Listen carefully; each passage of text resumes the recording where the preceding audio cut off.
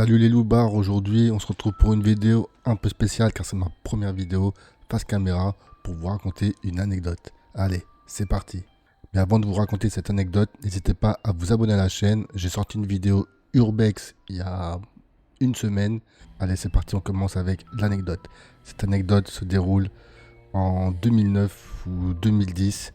À cette époque-là, j'étais marin dans la marine nationale. Donc j'ai fait 5 ans, de 2008 à 2013, dont 3 ans en Guyane à Cayenne. On était parti pour une mission de police des pêches, comme on le fait souvent en Guyane.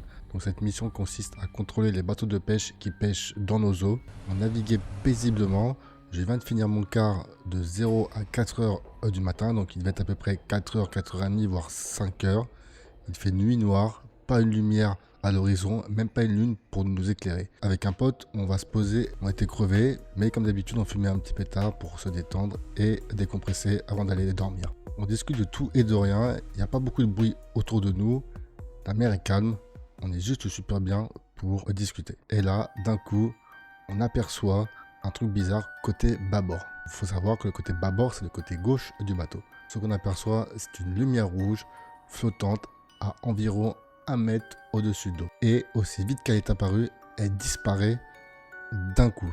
Donc on décide de se rapprocher pour aller voir ce que c'est.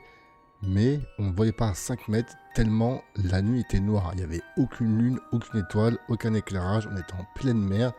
Il faisait complètement noir. Pour être franc avec vous, sur le moment, on était fatigué et un peu défoncé. Donc on s'est dit, vas-y frère, on a dû halluciner. On n'a pas trop fait gaffe et du coup on décide d'aller se coucher.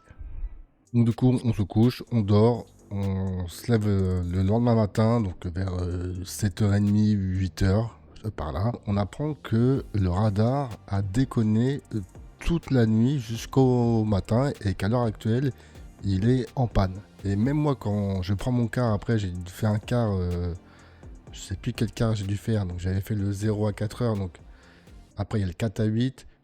J'ai dû faire le 12-15, donc le midi à 15h, et même pendant mon quart de midi à 15h, le radar, soit il marchait pas, ou soit des fois il marchait mais il buguait.